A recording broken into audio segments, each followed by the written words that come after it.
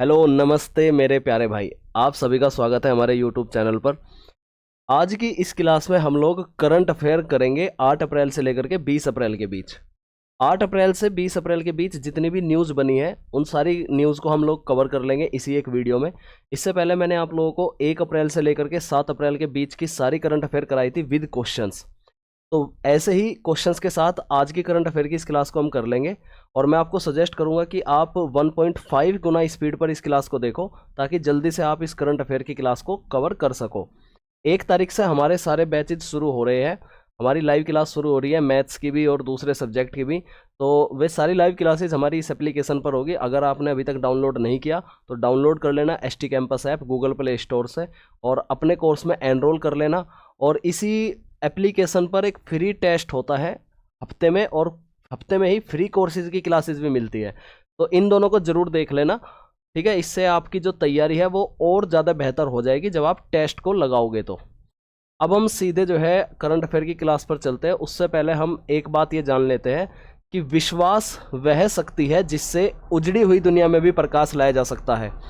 एक बार आप अपने पूरे दिल से, अपने ऊपर पूरे दिल से विश्वास करके काम की शुरुआत कीजिए। यकीन मानिए आप जो चाहते हैं वो जरूर आपको हासिल हो जाएगा।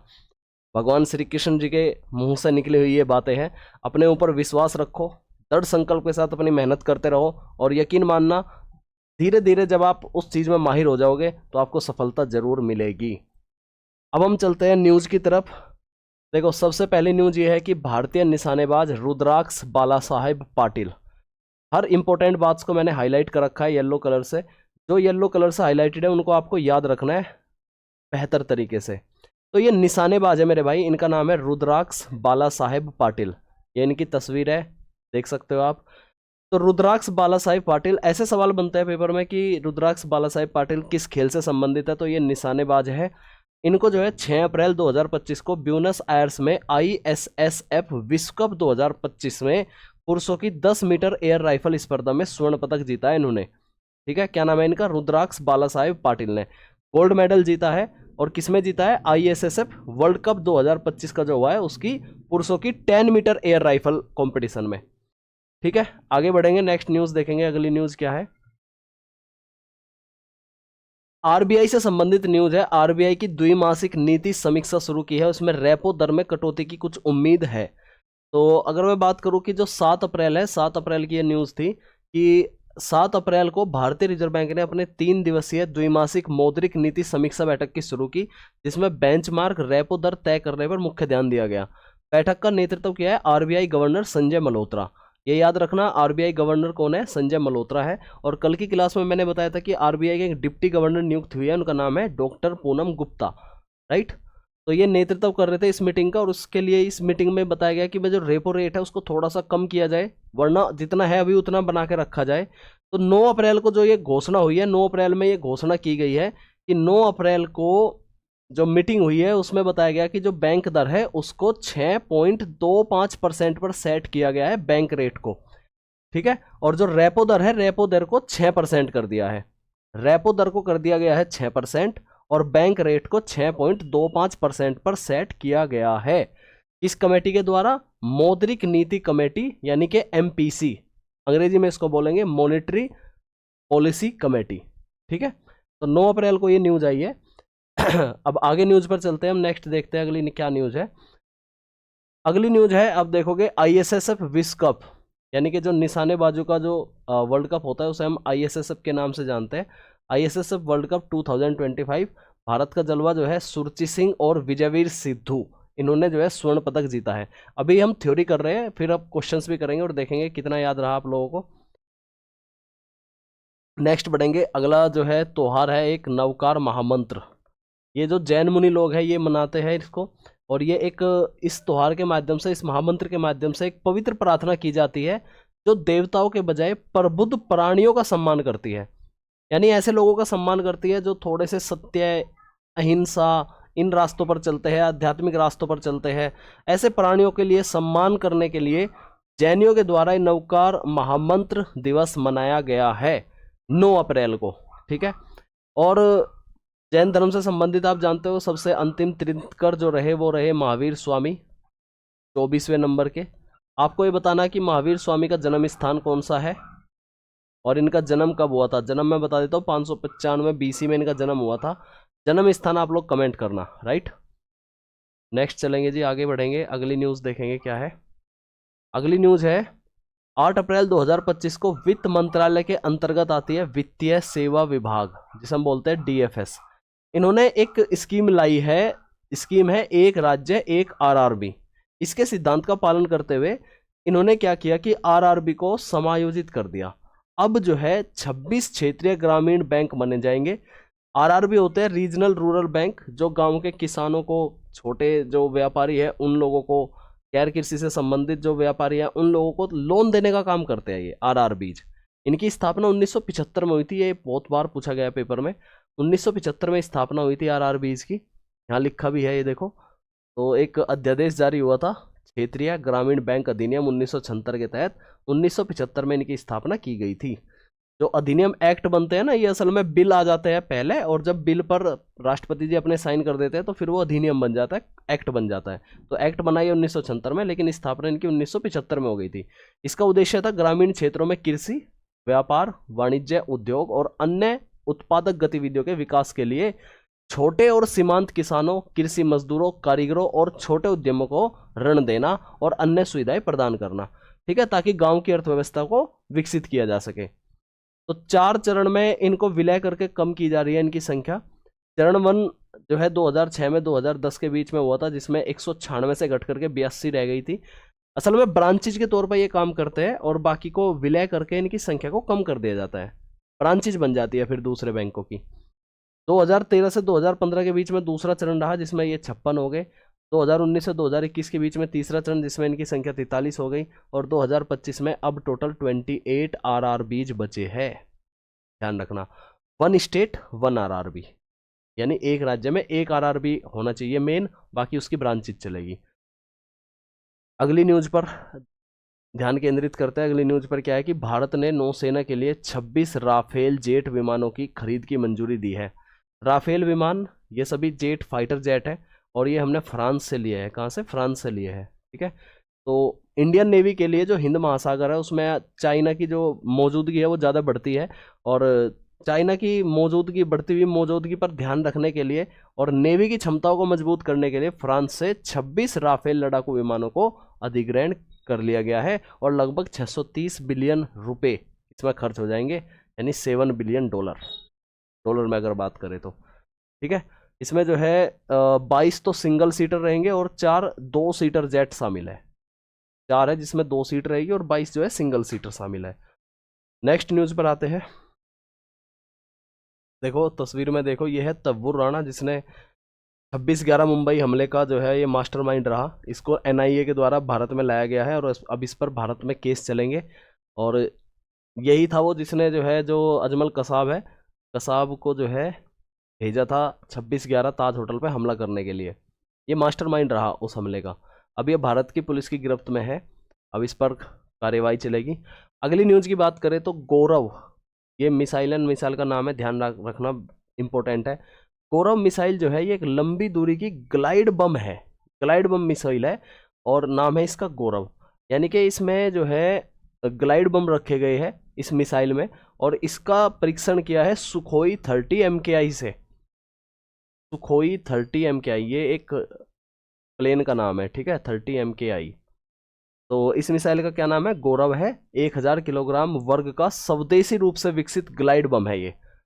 हमने ही जो है इसको विकसित किया है, DRDO ने, यानी कि। तो ये नाम ध्यान रहेगा सभी के। आगे बढ़ेंगे नेक्स्ट। एक समाज सुधारक रहे हैं, इनका नाम है ज्योतिबा फूले। इनकी जयंती मनाई गई है 11 अप्रैल को, हर साल 11 अप्रैल को ही मनाई जाती है इनकी जयंती। सबसे प्रभावशाली समाज सुधारकों में से एक रहे हैं ज्योतिराव फूले, और इनका जो जन्म है महाराष्ट्र के सतारा में हुआ था 1827 में। इन्होंने जो है जातिगत भेदभाव को चुनौती देने, सभी के लिए शिक्षा को बढ़ावा देने और सामाजिक समानता की वकालत करने के लिए अपना जीवन समर्पित कर दिया। इनकी जो वाइफ थी, इनका वाइफ का नाम था सावित्री बाई फूले, और ये भारत की पहली महिला शिक्षिका थी, सावित्री बाई फूले, ठीक है। इन्होंने क्या किया, इन्होंने जो लड़कियां हैं और जो हाशिए पर रहने वाले समुदाय हैं उनके लिए स्कूल स्थापित किया था, और लड़कियों को शिक्षा देने का काम किया था सावित्री बाई फूले ने। तो ये भी समाज सुधारिका रही है और ज्योतिबा राव फूले की पत्नी रही है। ठीक है, एक चीज इसमें ध्यान रखनी है कि ज्योतिराव फूले ने जो है सत्य शोधक समाज यानी सत्य साधकों की समाज, जो सत्य साधक है जो सत्य को फॉलो करते हैं, ऐसे साधकों के लिए एक समाज का निर्माण किया था और इसका नाम रखा था सत्य शोधक समाज। तो सवाल बन सकता है सत्य शोधक समाज की स्थापना किसने की थी? ज्योतिराव राव फूले ने की थी। आगे बढ़ेंगे। नेक्स्ट न्यूज ये है कि सौरव गांगुली को आईसीसी पुरुष क्रिकेट समिति का अध्यक्ष फिर से नियुक्त किया गया है। तो आईसीसी पुरुष क्रिकेट समिति के जो अध्यक्ष बने हैं वो अब कौन बन गए हैं? फिर से सौरव गांगुली बन गए हैं। नेक्स्ट न्यूज पर आएंगे। अगली न्यूज है खेलो इंडिया। खेलो इंडिया का जो है, खेलो इंडिया का बिहार राज्य में इसका उद्घाटन हो रहा है और टैगलाइन है खेल के रंग बिहार के संग। ठीक, तो इसका आयोजन जो है कहाँ होगा? बिहार में होगा। और कब से कब तक होगा? 4 मई से 15 मई तक पटना, गया और राजगीर। लगभग 30,000 से ज़्यादा एथलीट इसमें भाग लेंगे और ये 2025 में जो है इसका खेलो इंडिया का 7वां संस्करण हो रहा है। राइट, 7वां संस्करण। इसके शुभंकर की बात करें तो शुभंकर है गज सिंह। और गज सिंह जो है, गज सिंह एक जो पाल वंश थे ना, देखो यहाँ शुभंकर नालंदा बोधगया से पाल वंश की विरासत से प्रेरित है। पाल वंश के संस्थापक कौन थे? धर्मपाल।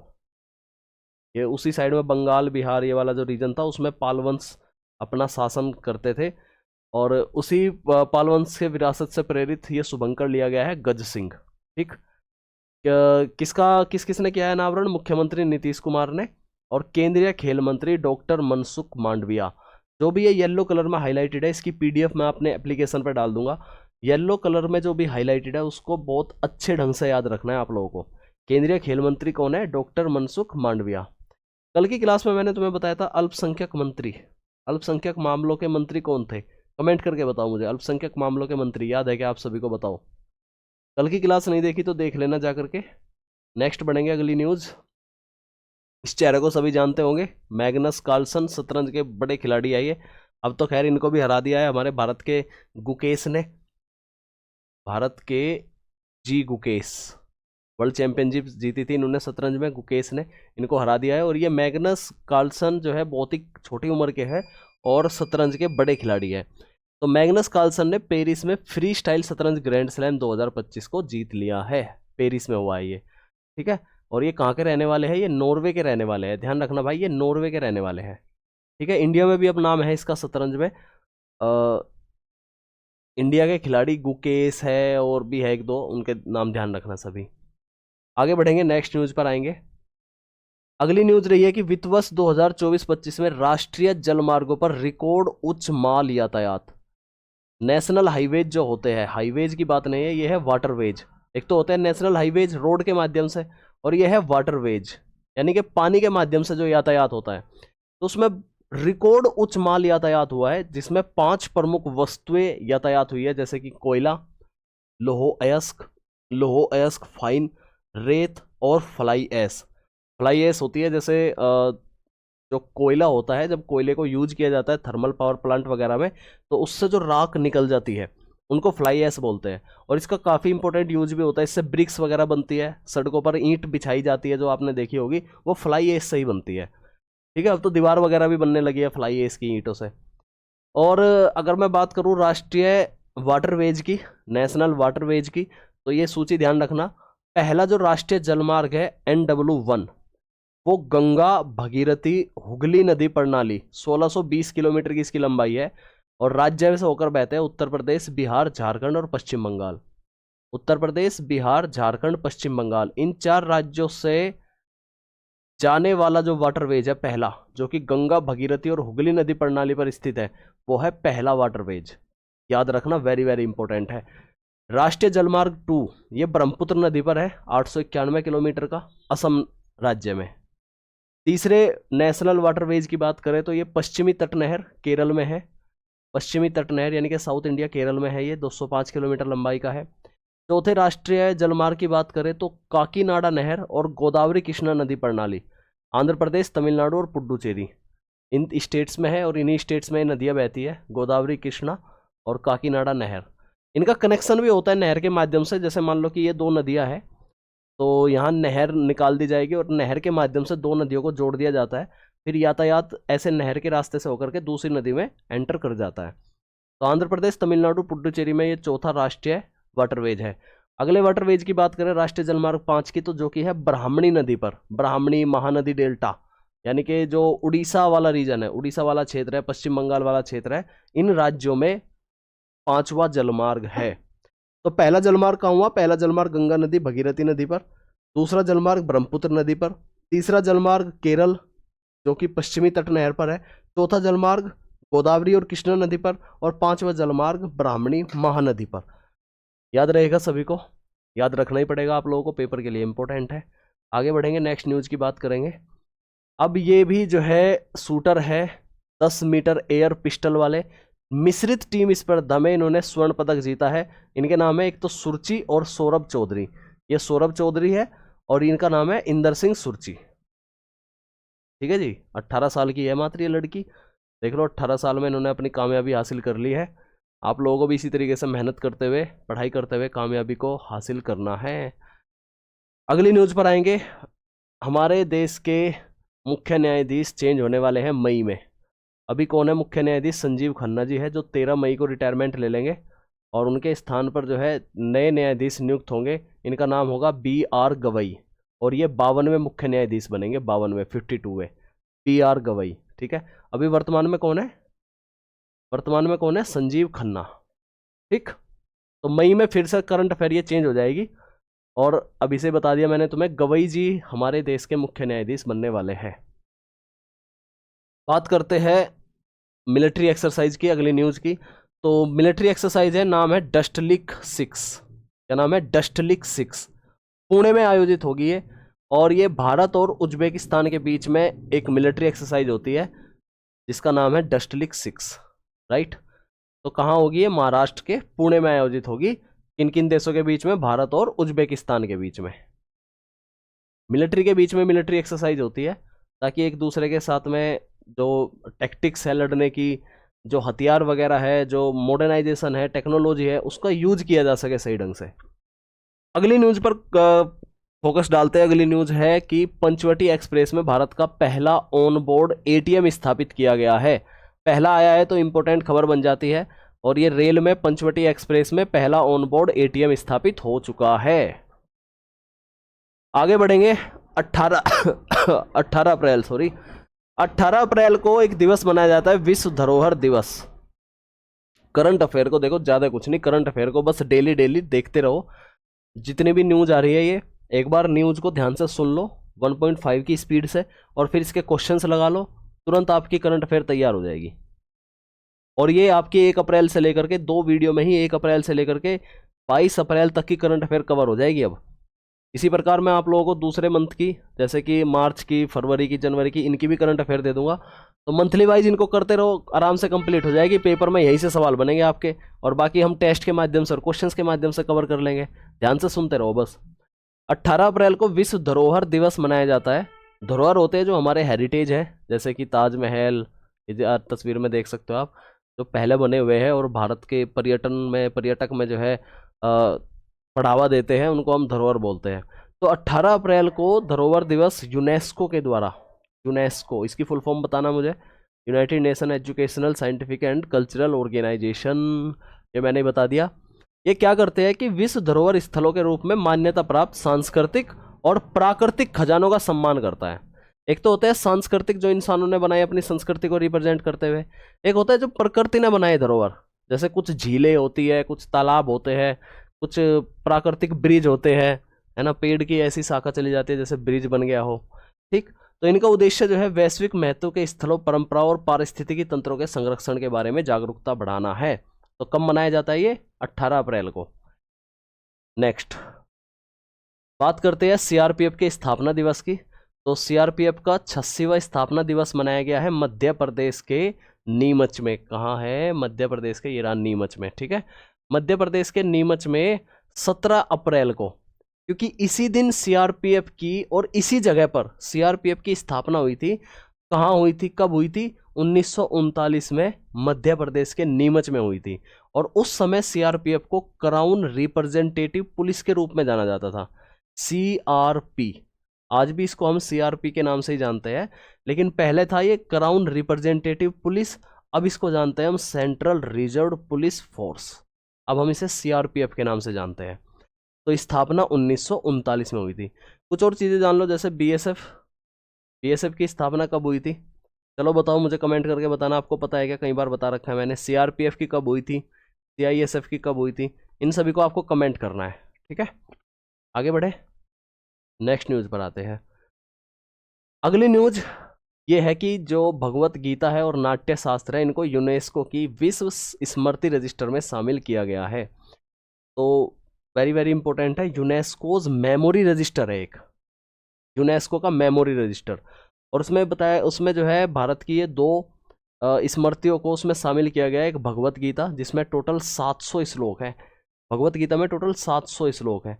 और भगवत गीता जीवन को जीने के तरीके बताती है, कैसे अध्यात्म के तरीके से शांतिपूर्वक अपने कर्मों को करते हुए निस्वार्थ भाव से आप अपने जीवन को जी सकते हो, अपने कर्मों को कर सकते हो, वो सभी श्लोक के माध्यम से बताया गया है भगवत गीता में। और जो ये डांस है, ये डांस के लेखक कौन है, नाट्य शास्त्र के भरत मुनि। कौन है जी, भरत मुनि, नाट्य शास्त्र के लेखक। तो इन्होंने सौंदर्य को रिप्रेजेंट किया है और संगीत का, एक कलाकृति का इनका समावेश किया गया है। और ये जो है जो G20 हुआ था ना, G20, उसमें भी लगी है नटराज की मूर्ति भारत मंडपम में। अगले न्यूज पर आएंगे, नेक्स्ट देखेंगे। हिमांशु जाखड़ ने अंडर 18 एशियाई एथलेटिक्स चैंपियंस में जेवलिन थ्रो में, तो पूछा जाएगा कि जेवलिन थ्रो से संबंधित खिलाड़ी कौन से है, तो ये है हिमांशु जाखड़। अंडर 18 में इन्होंने जो है स्वर्ण पदक जीता है सऊदी अरब में। नाम क्या है, हिमांशु जाखड़, ये इनकी तस्वीरें देख लेना ध्यान से, हिमांशु जाखड़। नीरज चोपड़ा के बाद से बहुत सारे खिलाड़ी जेवलिन थ्रो में आए।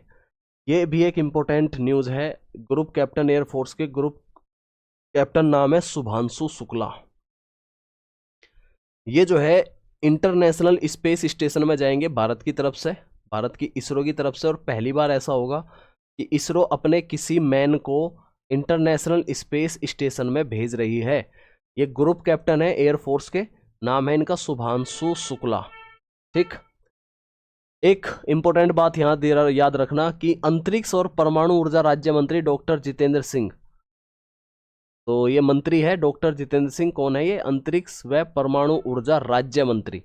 इन्होंने नई दिल्ली में उच्च स्तरीय बैठक के बाद इस बात की घोषणा की कि शुभांशु शुक्ला जी जो है इंटरनेशनल स्पेस स्टेशन में जाएंगे। कब जाएंगे, मई 2025 में जाएंगे, ठीक है। तो ये भारत के लिए एक गौरवशाली पल रहेगा। अगली न्यूज है कि भारत के जो पहले उपग्रह थे आर्यभट्ट, भारत का जो पहला उपग्रह था आर्यभट्ट, ये आर्यभट्ट नाम मैथमेटिशियन के ऊपर रखा गया है। पहले उपग्रह आर्यभट्ट के पूरे 50 साल पूरे हो चुके हैं। ये भारत का पहला सैटेलाइट था, पहला उपग्रह था, भारत का पहला उपग्रह आर्यभट्ट। नेक्स्ट न्यूज पर आएंगे। अगली न्यूज ये है कि अमेरिका के उपराष्ट्रपति जिनका नाम है JD वेंस, ये भारत के दौरे पर है 2 दिन के, और ये अपने फैमिली के साथ में जो है भारत के प्राइम मिनिस्टर से मिले हैं। आप देख सकते हो तस्वीर में, ये भारत के उपराष्ट्रपति है, भारत के अमेरिका के उपराष्ट्रपति है। अमेरिका के राष्ट्रपति कौन है, डोनाल्ड ट्रंप है, जिन्होंने टैरिफ बढ़ा दिया। टैरिफ एक प्रकार का टैक्स होता है जो इंपोर्ट एक्सपोर्ट सामानों पर लगता है। जब आप एक देश से दूसरे देश में सामान का आयात निर्यात करते हो तो उसमें जो टैक्स लगता है उसे टैरिफ बोलते हैं। अगली खबर है सिविल सर्विसेज डे। कब मनाया जाता है सिविल सर्विस डे, 21 अप्रैल को मनाया जाता है। और ये 17वां सिविल सेवा दिवस होगा, सिविल सर्विस डे होगा। ये सिविल सेवकों को उनके समाज में उनकी भागीदारी, उनका सेवा देने के सम्मान में जो है ये बनाया जाता है सिविल सर्विस डे। और सरदार वल्लभ भाई पटेल जी ने सिविल सेवकों को स्टील फ्रेम ऑफ इंडिया भी कहा था, स्टील फ्रेम ऑफ इंडिया, क्योंकि कानून को एग्जीक्यूट कराने का रोल में बहुत इंपॉर्टेंट रोल होता है इनका, सिविल सेवकों का।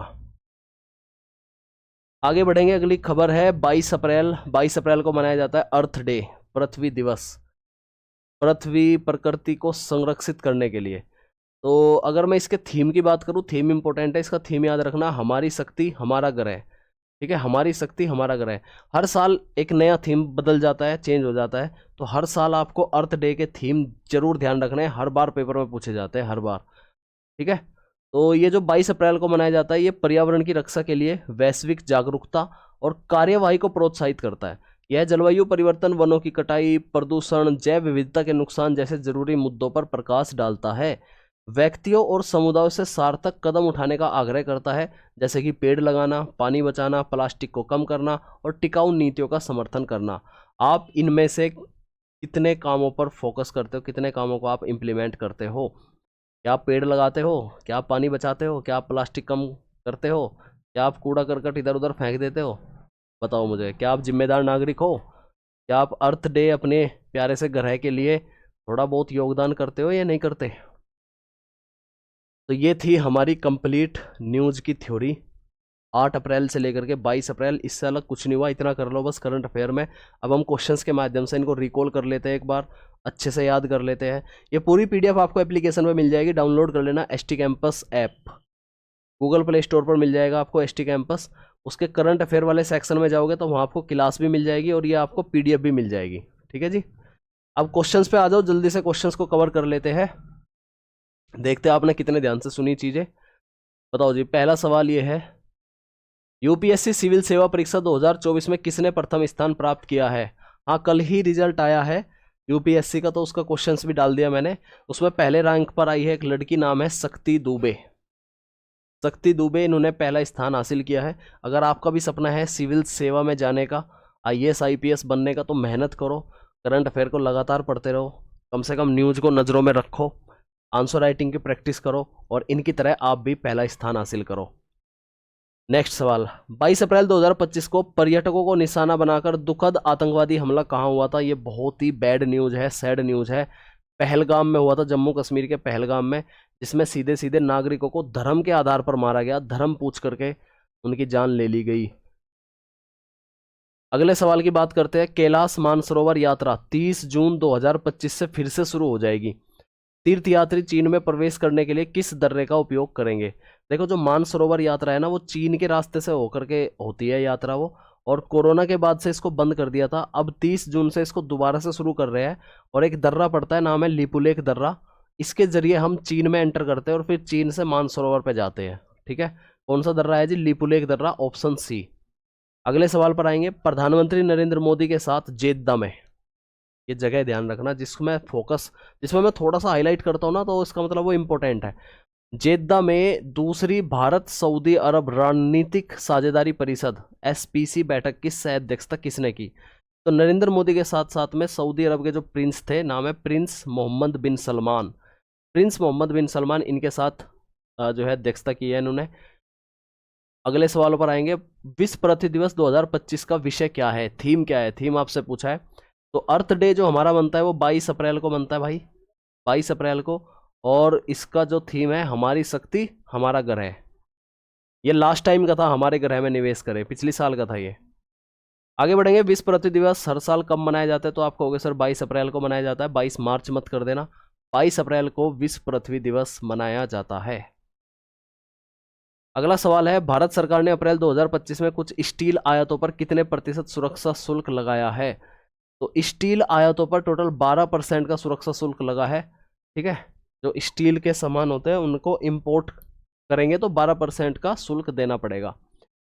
नेक्स्ट सवाल पर आएंगे, अप्रैल 2025 में पीएम मोदी ने किस सऊदी शहर का दौरा किया जो 4 दशकों में से किसी भारतीय प्रधानमंत्री की पहली यात्रा थी?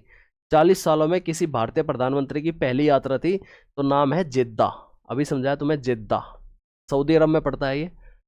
अगले सवाल पर आएंगे, भारत का पहला उपग्रह आर्यभट्ट कब प्रक्षेपित किया गया था? तो पहला उपग्रह जो आर्यभट्ट है वो 19 अप्रैल 1975 को 19 अप्रैल 1975 को आर्यभट्ट प्रक्षेपित किया गया था धरती से बाहर अंतरिक्ष में। अगला सवाल, किस फुटबॉल टीम ने आई लीग 2024-25 का खिताब जीता है? तो ये याद रखना भाई, फुटबॉल टीम नाम था Churchill brothers FC Goa. Goa वाली जो टीम है, नाम है चर्चिल ब्रदर्स। इन्होंने आई लीग 2024-25 का खिताब जीत लिया है फुटबॉल का। अगले सवाल पर आएंगे, समझ में आ रहा है ना सभी को, याद हो रही है चीजें? अप्रैल 2025 में भारत का दौरा करने वाले संयुक्त राज्य अमेरिका के वर्तमान उपराष्ट्रपति, तो अभी नाम ध्यान था, जेडी वेंस अपनी फैमिली के साथ आए हैं घूमने के लिए 2 दिनों के लिए। कमला हैरिस पहले थी, अब नहीं है, अब है जेडी वेंस। कमला हैरिस थी जब जब डोनाल्ड ट्रंप राष्ट्रपति नहीं थे, जो बाइडेन राष्ट्रपति थे। कमला हैरिस तब थी, गलत मत करना, अब चेंज हो चुके हैं, जेडी वेंस है अब उपराष्ट्रपति। नेक्स्ट सवाल पर आएंगे। 21 अप्रैल 2025 से 8 मई 2025 तक बहुराष्ट्रीय हवाई युद्ध अभ्यास डेजर्ट फ्लैग कहां आयोजित किया जा रहा है? तो डेजर्ट फ्लैग जो आयोजित होगा 21 अप्रैल से 8 मई के बीच, वो होगा अल धफ्रा एयरबेस यूएई में। अल धफ्रा एयरबेस यूएई में होगा ये। आगे बढ़ेंगे। नेक्स्ट, सिविल सेवा दिवस प्रतिवर्ष कब मनाया जाता है? तो सिविल सेवा दिवस 21 अप्रैल को मनाया जाता है। गीता और नाट्य शास्त्र को यूनेस्को की मेमोरी ऑफ वर्ल्ड रजिस्टर में किस तारीख को शामिल किया गया था? अच्छा, तारीख पूछी है। आपसे यह भी पूछा जा सकता है कि यूनेस्को की मेमोरी ऑफ वर्ल्ड रजिस्टर में किसको किसको शामिल किया गया है? तो एक तो भगवत गीता को और एक नाट्य शास्त्र को। और कब किया गया था? 17 अप्रैल 2025। 17 अप्रैल की न्यूज़ थी ये, तो 17 अप्रैल को इसको रजिस्टर में शामिल किया गया है। अगले सवालों पर आएंगे। नाट्य शास्त्र के लेखक के रूप में किसे श्रेय दिया जाता है? तो नाट्य शास्त्र के लेखक रहे हैं ऋषि भरत मुनि। इन्होंने लिखा था नाट्य शास्त्र। नाट्य शास्त्र की अलग अलग कलाओं के बारे में बताया था, जैसे जो भरतनाट्यम है। हाँ, ये डांस याद रखना भाई, डांस किसी दिन मैं करा दूंगा स्टैटिक जीके में। जैसे तमिलनाडु का डांस कौन सा है, उत्तर प्रदेश का डांस कौन सा है, उन डांस की क्या क्या कलाएं हैं, क्या विशेषताएं हैं, सब कुछ करा दूंगा मैं तुम्हें स्टैटिक जीके वाले पोर्शन में, मैथ्स के साथ जो हम जीएस पढ़ेंगे उसमें। ठीक है, कोर्स ले लेना, कोर्स एसटी कैंपस ऐप पर दिया हुआ है। आगे बढ़ेंगे। एशियाई U18 यानी कि अंडर 18 एथलेटिक्स चैंपियनशिप में भाला फेंक में, जेवलिन थ्रो में भारत का पहला स्वर्ण पदक किसने जीता है? तो इनका नाम था हिमांशु जाखड़। अंडर 18 में इन्होंने पहला स्वर्ण पदक जीता है, हिमांशु जाखड़ ने।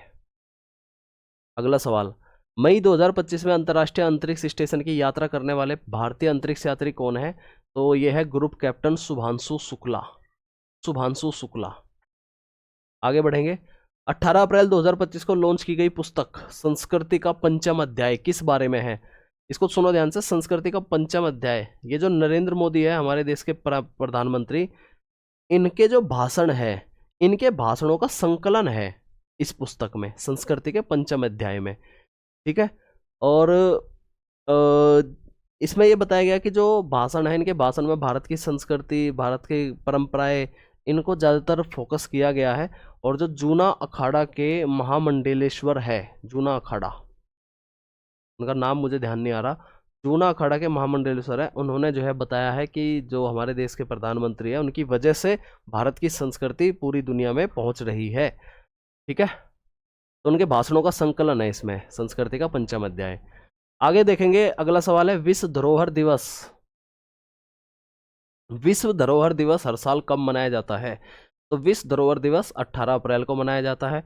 विश्व के सर्वश्रेष्ठ अस्पतालों की 2024 सूची में शीर्ष 100 में कौन सा अस्पताल पहले स्थान पर रहा है?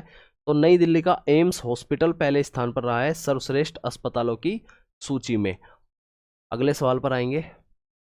1939 में बनी थी सीआरपीएफ, इसका जो पहला नाम था वो क्या था? Crown representative police, CRP. Next, ISSF विश्व कप 2025 में इंदर सिंह सुरची और सौरभ चौधरी, इनके फोटो दिखाए थे मैंने तुम्हें अभी।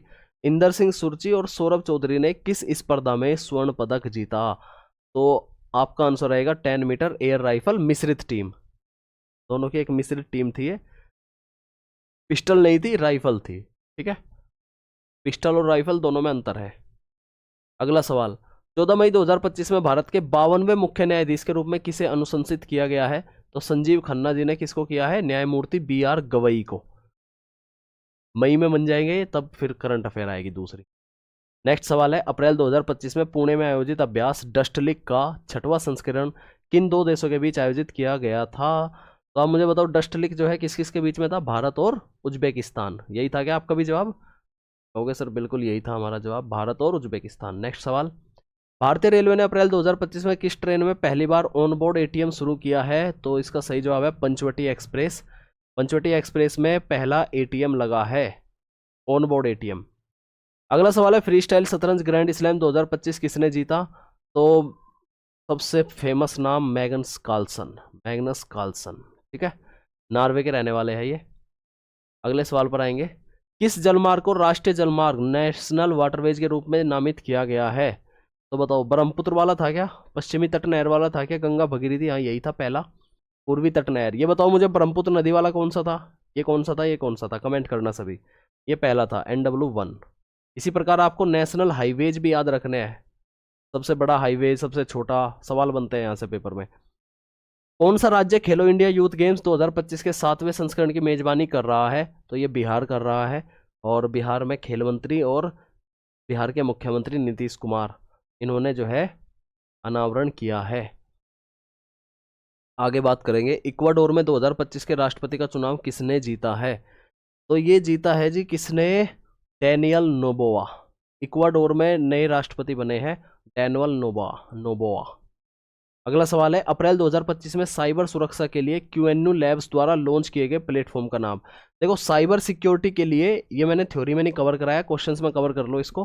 साइबर सिक्योरिटी के लिए QNU लैब्स द्वारा एक प्लेटफॉर्म लॉन्च किया गया है जिसका नाम है क्यू सील्ड। ये कोविशील्ड नहीं है, वैक्सीन नहीं है, ये क्वांटम कंप्यूटर पर काम करने वाले एक साइबर सिक्योरिटी के लिए एक प्लेटफॉर्म है, ठीक है, क्वांटम नेटवर्क्स पर काम करने वाली टेक्नोलॉजी है ये, टेक्नोलॉजी। आगे बढ़ेंगे, अगला सवाल, अप्रैल 2025 में ICC पुरुष क्रिकेट समिति के अध्यक्ष के रूप में किसे फिर से नियुक्त किया गया है? तो क्या नाम था, सौरव गांगुली, जो फिर से नियुक्त हो चुके हैं ICC पुरुष क्रिकेट समिति के अध्यक्ष के रूप में। अगला सवाल है, भारत ने अप्रैल 2025 में किस प्रकार की हथियार प्रणाली का सफलतापूर्वक प्रदर्शन किया जो फिक्स्ड विंग एयरक्राफ्ट, मिसाइल और स्वार्म ड्रोन को मार गिराने में सक्षम है? तो ये है लेजर आधारित हथियार प्रणाली, सी ऑप्शन इसका सही जवाब रहेगा, लेजर आधारित हथियार प्रणाली। अगले सवाल पर आएंगे, भारत की पहली महिला शिक्षिका के किसे माना जाता है? तो सावित्रीबाई फूले भारत की पहली महिला शिक्षिका है। लॉस एंजल्स 2028 ओलंपिक में क्रिकेट किस प्रारूप में खेला जाएगा? तो लॉस एंजल्स ओलंपिक 2028 में जो होगा ओलंपिक, वो T20 का होगा, ठीक है, अमेरिका के लॉस एंजल्स में 2028 में जो ओलंपिक होगा वो T20 का ओलंपिक होगा जी, याद रखोगे सभी। आगे बढ़ेंगे, महावीर स्वामी का जन्म कहाँ हुआ था? तो वैशाली के कुंडग्राम में इनका जन्म हुआ था, सवाल भी पूछा था मैंने तुमसे ये। फिर बात करते हैं, विश्व होम्योपैथी दिवस प्रत्येक वर्ष किस तारीख को मनाया जाता है? 7 अप्रैल को मनाया जाता है विश्व होम्योपैथिक दिवस, 7 अप्रैल को, 7 को नहीं 10 अप्रैल को, इसको सही करना, 10 अप्रैल को मनाया जाता है होम्योपैथिक दिवस, 10 अप्रैल को मनाया जाता है। आगे बढ़ेंगे, अप्रैल 2025 में RBI द्वारा घोषित संशोधित repo rate, reverse repo rate, ये सभी इकोनॉमिक्स के टर्म है। इसमें रेपो रेट का मतलब ये होता है कि RBI जिस रेट पर बैंकों को पैसा देगा उधार, RBI बैंकों को, उसे बोलते हैं रेपो रेट, और वो चल रहा है अभी 6% पर, थोड़ा सा कम कर दिया, 6.5% था, अब इसको 6% कर दिया है, ठीक है। नवकार महामंत्र किस धर्म से जुड़ा है? जैन धर्म से जुड़ा हुआ है नवकार महामंत्र, ठीक, जिसमें देवताओं की बजाय प्रबुद्ध प्राणियों के सम्मान की बात करते हैं। अगले सवाल पर आते हैं, अप्रैल 2025 में 26 क्षेत्रीय ग्रामीण बैंकों RRB के एकीकरण का मार्गदर्शन किस नीति ने किया? तो ये नीति थी एक राज्य एक RRB, और कितने RRB रह गए अब? 28 RRBs रह जाएंगे, बाकी उनकी ब्रांचेज चलेगी, ब्रांचेज। प्रधानमंत्री मुद्रा योजना के तहत किस श्रेणी की सीमा 50,000 से 5 लाख तक है? ये ये ये न्यूज कहाँ चली गई? ये न्यूज तो कराई थी मैंने तुम्हें, एक सेकंड रुकेंगे भाई, एक बार चेक कर लेता हूँ। मुद्रा योजना तो वेरी वेरी इंपॉर्टेंट है, ये कैसे मिस हो गई? पहले इसको कवर करेंगे भाई, इंपॉर्टेंट है ये।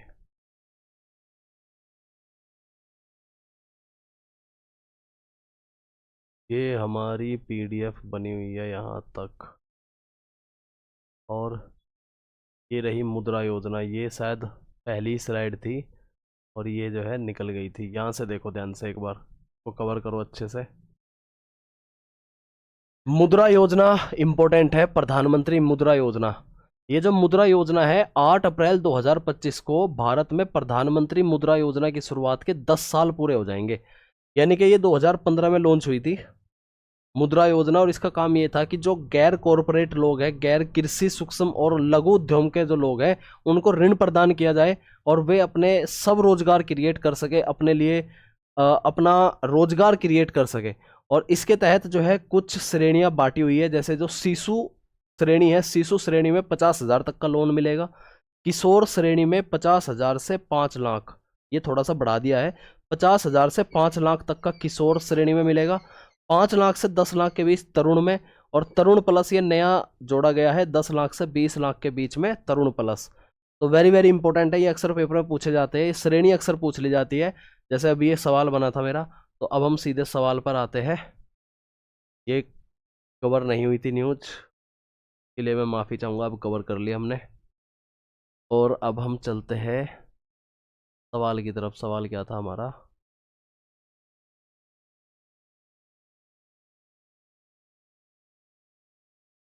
ये लास्ट स्लाइड है, अब इसको देखो। तो प्रधानमंत्री मुद्रा योजना